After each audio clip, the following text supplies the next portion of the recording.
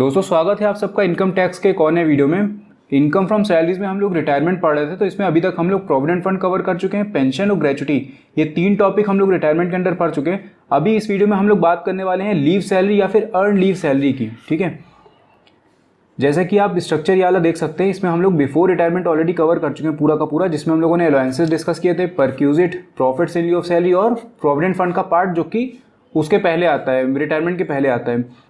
अब हम लोग अपना आफ्टर रिटायरमेंट पढ़ रहे हैं, तो आफ्टर रिटायरमेंट में हम लोगों ने प्रोविडेंट फंड पढ़ा था, पेंशन पढ़ा है और ग्रेचुटी, ये कवर कर चुके हैं हम लोग। अब इनके जो लिंक है इनके वीडियोस के, वो मैंने सबके लिंक डिस्क्रिप्शन में डाले हुए हैं। मतलब जितने भी वीडियोस अभी तक बिफोर रिटायरमेंट के हैं और आफ्टर रिटायरमेंट के जितने भी टॉपिक कवर हो चुके हैं, उन सबका लिंक मैंने डिस्क्रिप्शन में दिया हुआ है, तो आप जाकर के पिछले वीडियोस देख सकते हो। एक सीक्वेंस में सारे वीडियोस यहाँ पर पड़े हुए हैं, तो अगर आप पूरा एक सीक्वेंस में अगर आप देखते हैं तो पूरा का पूरा जो चैप्टर है आपका वो कवर हो जाएगा। अभी हम लोग यहाँ पर बात करने वाले हैं अर्न लीव की या फिर लीव सैलरी की।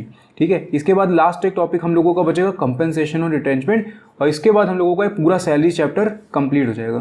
तो अभी तक अगर आपने चैनल को सब्सक्राइब नहीं किया तो चैनल को सब्सक्राइब कर लीजिए, क्योंकि एक एक करके सारे चैप्टर्स का यहाँ पर इनकम टैक्स के आपको वीडियोस मिलने वाले हैं। तो चलिए फिर स्टार्ट करते हैं। अब देखिए, अर्न लीव सैलरी या फिर लीव सैलरी की जब हम बात करते हैं, तो यहाँ पर लीव सैलरी का मतलब क्या होता है। जैसा कि आप जानते हैं कि जब एक इंसान रिटायर होता है, ठीक है, जब एक एम्प्लॉय यहाँ पर रिटायर होता है, तो रिटायर होने पर उसको कई तरीके के पेमेंट मिलते हैं। एक तो पेमेंट देखिए होता है प्रोविडेंट फंड का, एक पेमेंट आप कह सकते हैं पेंशन का होता है, पेंशन और कम्यूटेड पेंशन जो हम लोगों ने पढ़ी थी, एक उसको मिलती है ग्रेचुटी, और इन्हीं में से एक पेमेंट आता है यहाँ पर लीव सैलरी या फिर अर्न लीव सैलरी का। अभी इसको अर्न लीव सैलरी क्यों बोले, लीव सैलरी क्या बोले, इसका मतलब अभी मैं बता रहा हूँ आपको। देखिए, जैसा कि आप जानते हैं कि एम्प्लॉय को हर महीने कोई ना कोई छुट्टी मिलती है। मतलब कहीं के भी अगर आप रूल देखें, प्राइवेट ऑर्गेनाइजेशन, किसी गवर्नमेंट ऑर्गेनाइजेशन, किसी का भी अगर आप देखते हैं, तो वहाँ पर हर महीने के उसको एम्प्लॉय को एक छुट्टी मिलती है। अब साल में उसकी मान लीजिए अगर उसको महीने में एक छुट्टी मिल रही है, ठीक है, एक मंथ में अगर उसको एक लीव मिलती है यहाँ पे, तो 12 महीने में उसकी कितनी लीव हो गई, 12 महीने में उसकी 12 लीव हो गई। अब इन केस मान लीजिए कि उसको एक मंथ में अगर एक छुट्टी मिल रही है और 12 महीने में उसकी 12 टोटल छुट्टी हो गई, और ये छुट्टियां वो नहीं अवेल करता है, मतलब उसको एक महीने में छुट्टी मिली, उसने नहीं अवेल करी, वो उसमें नेक्स्ट मंथ में कैरी फॉरवर्ड हो गई, फिर उसने अवेल नहीं करी, फिर तीसरे मंथ में, फिर तीसरे मंथ में कैरी फॉरवर्ड हो गई, तो कैरी फॉरवर्ड होते होते ही 12 लीव हो गई, उसने एक भी लीव यहाँ पर नहीं ली मतलब। तो जब ये लीव नहीं लेता है तो नॉर्मली क्या होता है कि मतलब बेसिकली तो देखिए गवर्नमेंट ऑर्गेनाइजेशन में देखने को मिलता है, प्राइवेट में वो लैप्स हो जाती हैं, गवर्नमेंट में भी लैप्स होती है लेकिन वो एक लिमिट के बाद लैप्स होती हैं। तो यहाँ पर क्या होता है कि जब वो लीव अवेल नहीं करता है तो इस लीव के बदले में उसको पैसा मिल जाता है, ठीक है, आप कह सकते हो कैश। तो अगर वो लीव नहीं अवेल करता है तो उसके बदले वो क्या ले लेता है, अपना कैश ले लेता है। मतलब 12 दिन की जो पैसा होगा छुट्टियों का, ये 12 दिन का पैसा वो अपने अकाउंट में ले लेगा। तो इसको बोला जाता है एनकैशमेंट ऑफ लीव। इनकैशमेंट का मतलब क्या है कि लीव के बदले हमने लीव ना लेकर के, अवेल ना करके हमने उसको पैसा ले लिया, तो इसको बोला जाता है लीव सैलरी। अब देखें यहाँ पर, as per service rules an employee gets different types of leaves. आप जानते हैं आपकी मेडिकल लीव मिलती है, अगर फीमेल का केस है तो मैटरनिटी लीव मिलती है, ठीक है, और भी कई तरीके की लीव्स मिलती हैं उसको एम्प्लॉय को। उसके बाद ये क्या बोले, an employee has to earn leave in the first instance and only when he has leave to his credit he can apply for leave. यहाँ पर बोले कि पहले उसको लीव को अर्न करना पड़ता है। अर्न करने का मतलब है कि जैसे मान लीजिए कि जनवरी का महीना चल रहा है, ठीक है, इसके बाद फेब आया, अब फेब में उसकी 2 छुट्टियाँ यहाँ पर होने वाली हैं। तो ऐसा नहीं कि वो जनवरी की छुट्टी, वो जनवरी मतलब फरवरी की छुट्टी वो जैन में यहाँ पर ले लेगा। जब वो छुट्टी उसके उस पर अकाउंट में आएगी उसके बाद ही वो उसको अवेल कर पाएगा। तो यहाँ पर यही बोल रहे हैं कि an employee has to earn leave in the first instance and only when he has leave to his credit he can apply for leave. तो मतलब जब ये फेब में आएगा, फेब के मंथ में आएगा, तभी इसकी ये 2 जो लीव हैं वो एक्टिव होंगी एक तरीके से, और तभी ये उन लीव को अवेल कर पाएगा। तो यहाँ पर यही चीज़ बोली जा रही है आपसे कि पहले उसको अर्न करना पड़ता है, उसके बाद ही वो उस लीव के लिए अप्लाई कर सकता है।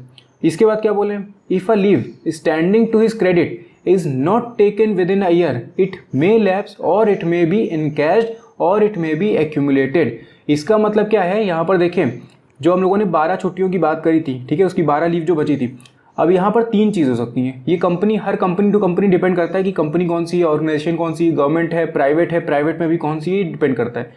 तो 12 लीव जो उसके पास बची है, 1 ईयर कंप्लीट होते ही या तो ये पूरी की पूरी 12 लीव जो है वो क्या हो जाएंगी, लैप्स हो जाएंगी। जैसे मैंने अभी आपसे कहा कि प्राइवेट में नॉर्मली ये लैप्स हो जाती है, तो लैप्स हो जाएंगी, उसका पैसा नहीं देंगे वो। उसके बाद क्या होता है, कंपनी उसको एक ऑप्शन दे सकती है कि भैया 12 लीव का तुम पैसा ले लो। तो 12 लीव का वो साल के अंत में जैसे ही ख़त्म होने वाला होगा साल, मार्च के महीने में वो इसका पैसा ले लेगा। या फिर ये एक्यूमुलेट हो सकती है। एक्यूमुलेट होने का मतलब है कि ये 12 लीव उसके अगले साल की 12 लीव में फिर से ऐड हो जाएंगी।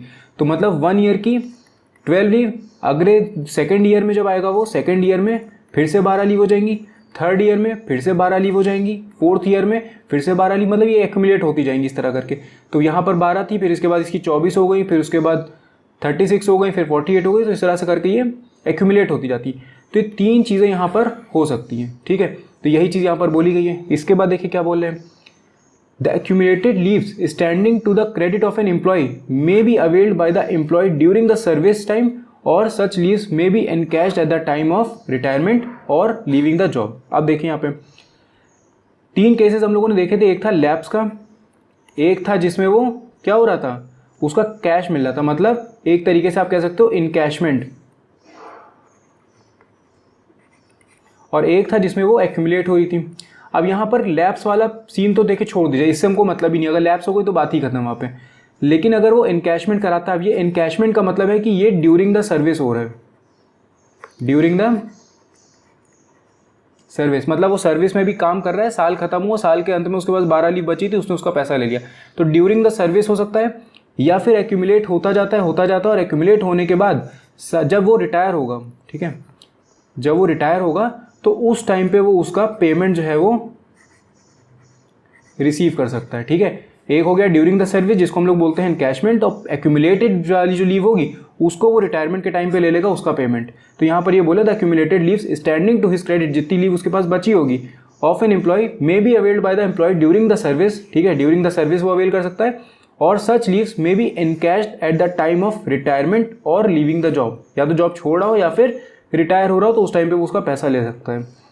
अब इसके बाद क्या बोले, encashment of leaves standing to one's credit is known as leave salary, ठीक है। तो नॉर्मली इसको हम लोग बोलते हैं लीव सैलरी, लेकिन यहाँ पर अर्न लीव सैलरी से लिखा है क्योंकि यहाँ पर क्या होता है, अर्न लीव की जो सैलरी होती है उसी का मतलब अर्न लीव जो होती है उसी के बदले में सैलरी मिलती है। तो इसलिए यहाँ पर अर्न लीव की सैलरी बोली या फिर लीव सैलरी बोली, नॉर्मली आप उसको लीव सैलरी ही इसको प्रोनाउंस करते हैं। तो जो एनकैशमेंट हो रहा है उस लीव का, उसको बोला जाता है लीव सैलरी, ठीक है। तो इतना आप ये समझिए कि अर्न लीव सैलरी या लीव सैलरी का क्या मतलब होता है यहाँ पर।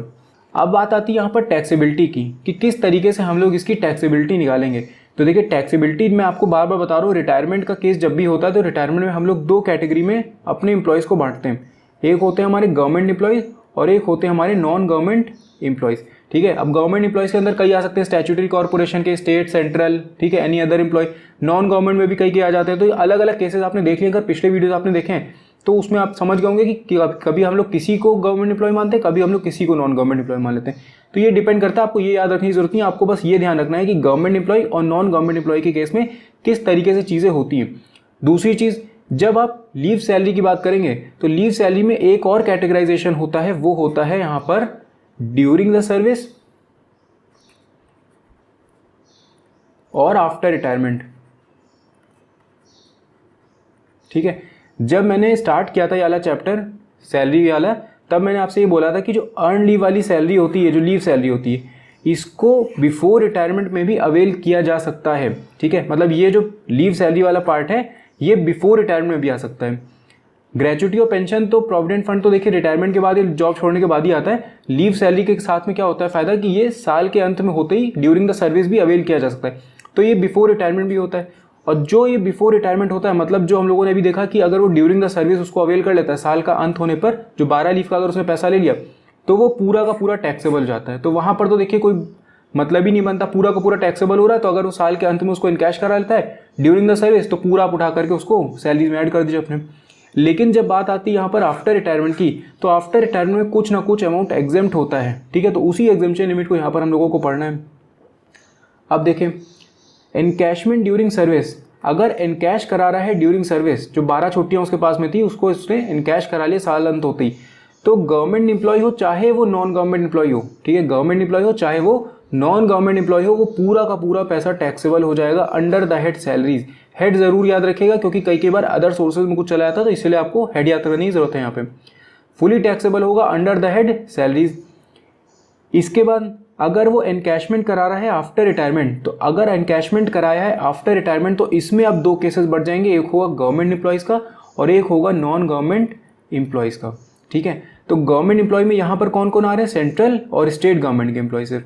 तो गवर्नमेंट एम्प्लॉय जब इनकैशमेंट कराते हैं आफ्टर रिटायरमेंट तो इनका तो पैसा देखिए पूरा का पूरा एग्जेम्प्ट हो जाता है from tax under section 10 subsection 10 AA।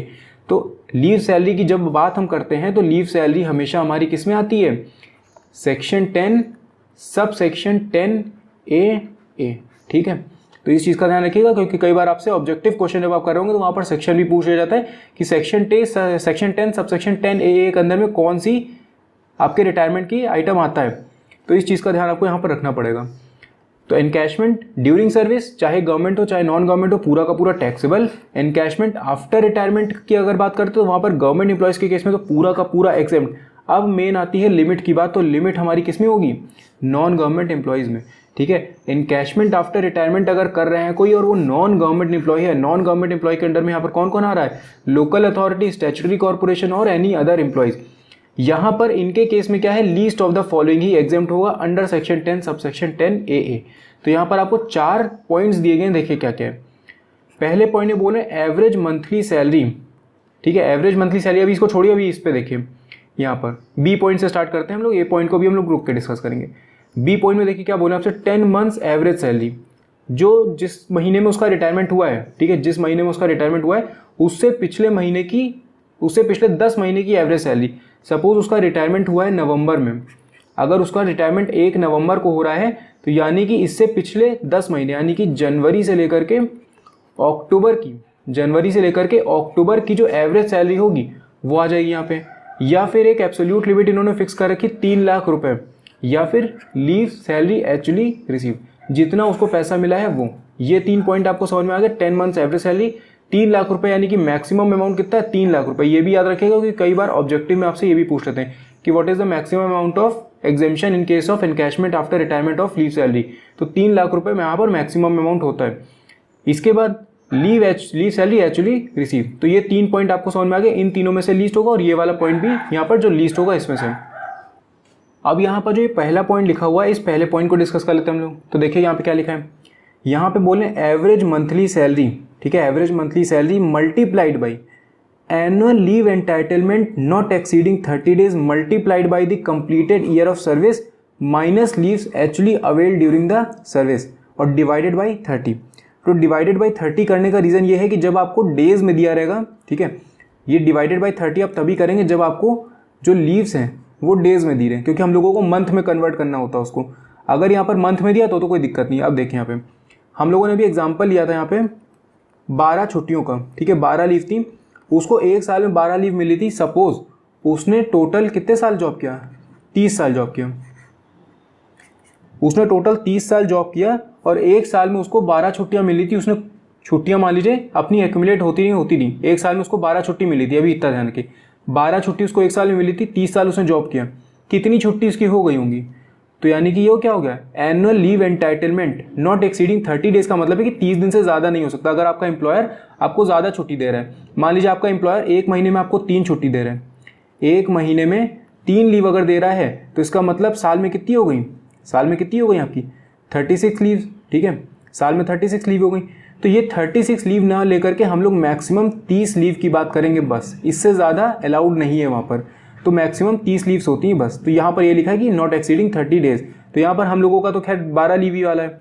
तो एक साल में 12 लीव मिली थी, 30 साल में कितनी हो गई, यानी कि 12 एनुअल लीव एंटाइटलमेंट। ये है एनुअल लीव एंटाइटलमेंट कितना, 12 multiplied by completed year of service. तो 12 मल्टीप्लाइड बाई क्या हो जाएगा, 30। ठीक है, एनुअल लीव एंटाइटलमेंट था उसका 12 और 30 साल उसने जॉब किया, तो यानी कि 12 मल्टीप्लाइड बाई 30। तो ये कितना निकल के आएगा, 360 माइनस। अब हो सकता है इसमें से कुछ छुट्टियां उसने ली भी हो। मान लीजिए कि उसने टोटल साल में यहाँ पर 60 छुट्टी ले ली थी, 60 डेज की छुट्टी यहाँ पर ले ली थी, 360 उसको अलॉट हुई थी, उसमें से अभी तक उसने 60 दिन की छुट्टी ले ली है। तो 360 माइनस ये लीव्स एक्चुअली अवेल्ड, ये यही चीज़ है। ठीक है, 360 माइनस 60 और ये होल डिवाइडेड बाई 30 करेंगे क्योंकि यहाँ पर हम लोगों को डेज में दिया हुआ है। तो 360 माइनस 60 डिवाइडेड बाई 30, तो ये आपका निकलेगा 300 डिवाइडेड बाई 30। तो ये क्या हो जाएगा, 3 1 3 और 0 10। ठीक है। अब ये 10 निकल आया तो 10 आप क्या करेंगे, ये आपकी एवरेज मंथली सैलरी हो गई, ठीक है। एवरेज मंथली सैलरी मान लीजिए कि आपकी निकल रही है 20,000 रुपीज़, तो ये 20,000 रुपीज़ मल्टीप्लाइड बाई ये 10, तो ये मल्टीप्लाइड बाई 10 होगा, यानी कि 20,000 मल्टीप्लाइड बाई 10 यानी कि 2 लाख रुपीज़। तो इस तरीके से निकलेगा। अभी क्वेश्चन हम लोग करेंगे तो आपको ज़्यादा तरीके से समझ में आएगा। यहाँ पर बस मैंने आपको एक समझा दिया कि किस तरीके से आप लोग इसको लिखते हैं, क्योंकि फॉर्मूला देखने में थोड़ा बड़ा लगता है बहुत सिंपल। जितनी लीव उसको साल भर में मिल रही है वो मल्टीप्लाइड बाई कंप्लीटेड जितने साल उसने नौकरी करी है वो, और इन दोनों को मल्टीप्लाई करने के बाद आप माइनस कर देते हैं लीव्स एक्चुअली जितने उसने अवेल करी है वो, ठीक है। और डिवाइड आप इसको तभी 30 से करेंगे जब आपका डेज में दी होंगी छुट्टियाँ। अगर डेज में ना दे करके मंथ में दिया है तो ये 30 से डिवाइड करने की ज़रूरत आपको वहाँ पर नहीं है। इस चीज़ का ध्यान आपको रखना पड़ेगा। और उसके बाद ये 10 मंथ एवरेज सैलरी 3 लाख रुपए और लीव सैलरी एक्चुअली रिसीट। अब एक और चीज़ यहाँ पर ध्यान रखिए, जो यहाँ पर सैलरी लिखी हुई है, ठीक है, ये जो सैलरी लिखी हुई है इसका मतलब यहाँ पर अलग है। थोड़ा सा देखिए सैलरी में कन्फ्यूजन हो जाती, लेकिन जितना ईजी हो सकता है मैं उतनी ईजी तरीके से आपको यहाँ पर बताने की कोशिश कर रहा हूँ। सैलरी का मतलब देखिए यहाँ पे क्या है, ये देखिए सैलरी में क्या क्या चीज़ें आ रही हैं, basic salary plus dearness allowance if terms of employment provide, या फिर पार्ट ऑफ सैलरी। डियरनेस पे अगर दिया है तो वो ऑलवेज आएगा क्योंकि डीपी आपका पार्ट ऑफ सैलरी होता है हमेशा। और कमीशन आएगी if based on fix percentage of turnover. Same वही हाउस रेंट अलाउंस वाली कंडीशन है ये, ठीक है, सेम वही हाउस रेंट अलाउंस वाली कंडीशन है। पेंशन में भी हमने इसी तरीके से देखा था, पेंशन या ग्रेचुटी में शायद देखा था, ठीक है। तो हाउस रेंट अलाउंस वाली सेम टू सेम यही कंडीशन है, basic salary plus DA plus commission, और डीपी तो हमेशा रहता ही रहता है। और डियरनेस अलाउंस अगर पार्ट ऑफ सैलरी होगा तभी आप उसको ऐड करेंगे, नहीं तो आप उसको ऐड नहीं करेंगे। इसके बाद सैलरी आपने निकाल ली, यहाँ पर देखिए सैलरी आपने निकाल ली। अब एवरेज सैलरी की बात आएगी तो एवरेज सैलरी कैसे निकालेंगे, ये देखिए एवरेज सैलरी का मतलब है aggregate of the salary 10 months immediately preceding the month in which the event occur. Event का मतलब है कि या तो वो जॉब छोड़ दे, या तो वो रिटायर हो जाए, या तो उसकी डेथ हो जाए, ठीक है। डेथ के केस में भी जितनी छुट्टी बची होती है वो पूरी की पूरी मिल जाती। और डिवाइडेड बाई 10, तो जैसे हम लोगों ने एग्जाम्पल लिया था कि नवंबर में मान लीजिए वो रिटायर हो रहा है, तो जनवरी से लेकर के अक्टूबर की जो पूरी सैलरी होगी, ठीक है, जनवरी फरवरी मार्च से लेकर के अक्टूबर तक की पूरी सैलरी जो होगी वो टोटल आप कर लेंगे और उसको डिवाइड कर देंगे आप 10 से, तो ये आपको मिल जाएगी एवरेज सैलरी। और सैलरी का मतलब मैंने आपको बता दिया कि सैलरी का मतलब होगा basic salary plus DA plus commission, ठीक। तो यहाँ पर हम लोगों ने पूरा एक फॉर्मूला जो था इसका एग्जामिशन का वो हम लोगों ने समझ लिया। अब इसके बाद एक क्वेश्चन करते हैं तो उससे आपको ज़्यादा अच्छे तरीके से समझ में आएगा। देखिए यहाँ पे क्वेश्चन में क्या बोल रहे हैं आपसे, mister Shyam retires on 31 October 2021 after 20 years of service and received ₹1,92,000 as leave encashment for 12 months. His employer allows him 1.5 months of leave for every 1 year of service. He has already availed leave for 18 months. His salary for 2021 was ₹12,000 and from 1st April 2021 it was raised to ₹16,000 per month. Compute the taxable amount of leave encashment. अब देखिए question को आपको attempt कैसे करना है। सबसे पहले आप यहाँ पर लिखेंगे लीस्ट ऑफ द फॉलोइंग, वही जो एग्जेम्प्टेड पार्ट है, तो यहाँ पर मैं सिर्फ लिख दे रहा हूँ एग्जेम्प्ट और ब्रैकेट में लीस्ट। आप इसको पूरा लिख लीजिएगा।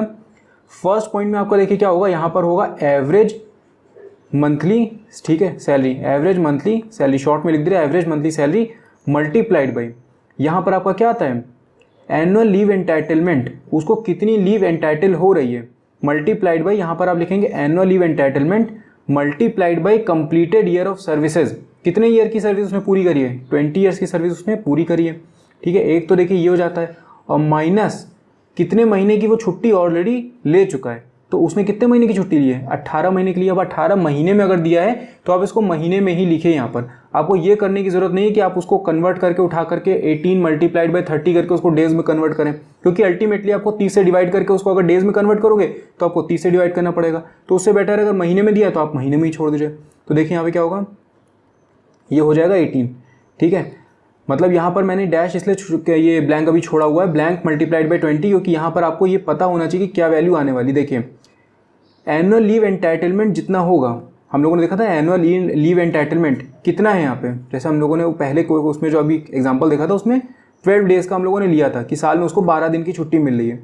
यहाँ पर वो बोल रहे हैं कि साल में उसको 1.5 मंथ्स यानी कि 45 डेज़ के लगभग उसको छुट्टी मिल रही है एक साल में, 45 डेज़ के लगभग एक साल में उसको कितनी छुट्टी मिल रही है, 45 डेज़।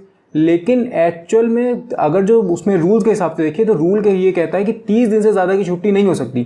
तभी यहाँ पर क्या लिखा हुआ था, नॉट एक्सीडिंग 30 डेज, 30 डेज़ का मतलब है कि 1 महीने से ज़्यादा एक्सीड नहीं कर सकता वो। तो अगर आपका जो एम्प्लॉयर है वो चाहे 1.5 महीने दे, चाहे 2 महीने दे, चाहे 3 महीने दे, चाहे 4 महीने की छुट्टी 1 साल में दे दे, लेकिन जो मैक्सिमम यहाँ पर हम लोग मल्टीप्लिकेशन में लेंगे वो हम लोग 1 ही महीना यहाँ पर लेंगे। अगर वो 1 महीना देता तो कोई दिक्कत नहीं थी, अगर वो डेज़ में देता तो फिर हम लोग उसको डेज़ में लिख देते हैं यहाँ पे। तो यहाँ पर क्या हो जाएगा 1 मंथ, ठीक है, 1 मंथ मल्टीप्लाइड बाई 20। आप ये समझ गए ना 1 मंथ क्यों लिखा है मैंने, क्योंकि मंथ में 1.5 महीने की उसको छुट्टी मिल रही थी, तो 1.5 महीने ना लेकर के हम लोग सिर्फ मैक्सिमम 1 मंथ ले सकते हैं, यानी कि 30 डेज। तो 1 मल्टीप्लाइड बाई 20 माइनस 18। अब यहाँ पर क्या 30 से डिवाइड करने की जरूरत है हम लोगों को? नहीं है, क्योंकि ये तो किस में दिया है, मंथ में दिया है। इन केस मान लीजिए ये डेज में दे देते तो फिर हम लोग इसमें किसको किसके करते हैं, हम लोग इसको उसे 30 से डिवाइड करके मंथ में कन्वर्ट करते हैं। तो 1 मल्टीप्लाइड बाई 20 यानी कि हो जाएगा 20, और 20 माइनस 18 जब आप करेंगे तो आपको कितना मिल जाएगा, ये आपका आ जाएगा 2। तो यहाँ पर मैं डायरेक्टली इसको उठा करके 2 लिख दे रहा हूँ, या फिर 1 मिनट रुक जाइए, एक और काम कर देते हैं, इसको यहाँ पर लिख देते हैं average monthly salary multiplied by 2। तो अब जो भी वैल्यू यहाँ पर एवरेज मंथली सैलरी की आएगी वो आप डाल दीजिएगा अभी। इसके बाद सेकंड पॉइंट में होता है 10 मंथ्स एवरेज मंथली सैलरी, ठीक है। इसके बाद थर्ड पॉइंट में आपका क्या था, 3 लाख रुपए की एब्सोल्यूट मैक्सिमम लिमिट। और चौथे पॉइंट में होता है जो लीव एनकैशमेंट उसने एक्चुअल में रिसीव किया, कितना लीव एनकैशमेंट रिसीव किया था, 1,92,000 का। अब यहाँ पर जब आप करेंगे तो आपको एवरेज मंथली सैलरी आप निकालिए, उसके पहले आपको सैलरी चाहिए होगी, ठीक है, आपको मंथली सैलरी चाहिए होगी। तो सैलरी आप कैसे निकालते हैं, सैलरी हम लोगों की निकलती है basic salary plus dearness allowance plus commission. यहाँ पर कुछ भी आपको दिया नहीं, लेकिन दूसरी चीज़ इन्होंने ये फंसा दी, यहाँ पर इन्होंने बोला है कि उसकी जो सैलरी 20 से 21 में थी वो थी 12,000 रुपये, और 1 अप्रैल 2021 से उसकी 16,000 रुपये पर मंथ हो गई। तो ये हम लोगों को क्यों दिया गया, ये देखिए, रिटायर कब हो रहे हैं, अक्टूबर में हो रहे हैं, 31 अक्टूबर को, मतलब इन्होंने ये अपना अक्टूबर का महीना पूरा किया है। तो इस महीने की सैलरी हम लोग यहाँ पर लेंगे, जितने महीने, मान लीजिए अगर ये 15 नवंबर को रिटायर होते हैं, अगर ये 15 नवंबर को रिटायर होते तब भी हम लोग अक्टूबर की सैलरी लेते हैं। इन केस मान लीजिए 15 अक्टूबर को अगर रिटायर होते हैं तो फिर हम लोग सितंबर तक की सैलरी लेते हैं, मतलब सितंबर से लेकर के पिछले 10 महीने तक की सैलरी यहाँ पर लेते हैं। तो ये समझ गया कि 31 अक्टूबर को अगर ये हो रहा है तो उन्होंने पूरा महीना अपना कंप्लीट कर लिया, तो 31 अक्टूबर तो हम लोगों का आएगा ही आएगा इसमें। लेकिन अगर ये 15 नवंबर को होते तो फिर हम अक्टूबर लेते हैं, तब हम नवंबर को ना लेते। लेकिन अगर ये मान लीजिए 15 अक्टूबर को होते तो फिर हम क्या, तो फिर हम अक्टूबर को ना लेकर के हम सितंबर तक ही काउंट करते हैं। काउंट करने का तरीका मैं मतलब बता रहा हूँ कि क्या है काउंट करना, ये सब देखें। हम लोगों को पिछले 10 महीने की चाहिए होती जिस महीने में इनका रिटायरमेंट हुआ है। तो अगर इनका रिटायरमेंट अक्टूबर में हुआ है, अब अक्टूबर की इन्होंने पूरी सैलरी उठाई है, तो इसका मतलब अप्रैल से लेकर के अप्रैल, मई, जून, जुलाई, अगस्त, सितंबर और ये अक्टूबर, तो ये कितने महीने हो गए आपके, 1 2 3 4 5 6 7 8 8 नहीं सॉरी 7 होंगे, क्योंकि ये अप्रैल था ना, ये अप्रैल का, ठीक है। तो ये हो गए 7, 1 2 3 4 5 6 7, तो अप्रैल, मई, जून, जुलाई, अगस्त, सितंबर, अक्टूबर, तो 7 महीने तक इनको सैलरी कितनी मिली है, 16,000 रुपये। और इसके पहले इनको 10 महीने में अगर आप जाएंगे तो ये जनवरी, फरवरी और मार्च, ये पिछले साल का था, तो पिछले साल इनकी सैलरी कितनी थी, 12,000 रुपये। तो ये 3 महीने इनको कितनी सैलरी मिली है, 12,000 रुपये। करने का मतलब ये है कि अक्टूबर में इनका रिटायरमेंट हुआ, तो 31 अक्टूबर को अगर हो रहा है तो अक्टूबर की सैलरी भी उठाएंगे, अक्टूबर से लेकर के पिछले अब 9 महीने तक की, मतलब अगर ये नवंबर में रिटायर होते मान लीजिए, ठीक है, 15 नवंबर को जैसे मैंने आपसे बोला, तो प्रीसीडिंग 10 मंथ्स की हमको सैलरी चाहिए होती है। तो फिर हम क्या करते हैं, तब हम लेते हैं जनवरी से लेकर के अक्टूबर तक की सैलरी, जो मैंने आपको पिछले भी बताया था। लेकिन अभी अक्टूबर में भी अगर रिटायर हो रहा है तो 31 अक्टूबर तक इन्होंने महीना पूरा कर लिया, तो अक्टूबर की सैलरी भी तो इनको मिलेगी, तो अक्टूबर भी इसमें इंक्लूड हो जाएगा। यानी कि हम लोगों को जनवरी से लेकर के अक्टूबर की अभी भी चाहिए, और जनवरी से लेकर के मार्च तक की जो सैलरी है वो आ रही है इस फाइनेंशियल ईयर में, यानी कि 20 से 21 में। ये 1 अप्रैल से 31 मार्च चलता है हम लोगों का, तो 20 से 21 वाले में इनकी सैलरी कितनी थी, 12,000 रुपये। यानी कि जनवरी, फरवरी, मार्च में इन्होंने कितनी रिसीव करी होगी, 12 महीने 12,000 रुपये रिसीव करी होगी 3 महीने के लिए। और अप्रैल से इनकी सैलरी चेंज होकर के हो गई 16,000 रुपये पर मंथ, यानी कि अब अप्रैल से लेकर अक्टूबर तक इनको कितनी मिल रही है, 16,000 मिल रही है। तो 12,000 मल्टीप्लाइड बाई 3 और 16,000 मल्टीप्लाइड बाई 7, ये इनकी टोटल सैलरी निकल करके आएगी 10 महीनों की। तो इसको आप करेंगे तो ये हो जाएगा 36,000, और 16,000 मल्टीप्लाइड बाई 7 जब आप करेंगे तो आपको मिलेगा 1,12,000 रुपये। और इसको अगर आप प्लस कर दे तो ये हो जाएगा 1,12,000, ये 36,000 और प्लस 1,12,000, तो ये आपको टोटल मिलेगा यहाँ पर 1,48,000। तो ये हो गया 1,48,000। अब 1,48,000 टोटल एग्रीगेट मिली है 10 महीने की। ये देखिए जो यहाँ पर था ना एवरेज मंथली सैलरी, ये एग्रीगेट मिली हमको ये 1,48,000। अब हमको इसको 10 से डिवाइड भी तो करना पड़ेगा, तो ये हो जाएगा 1,48,000 डिवाइडेड बाई 10। तो 1,48,000 डिवाइडेड बाई 10 आप करेंगे तो ये मिलेगा 14,800 रुपीज़। तो एवरेज मंथली सैलरीज की कितनी निकल रही है, इसको हटा देते हैं यहाँ पे, ये देखिए ये निकली हम लोगों की 1,48,000।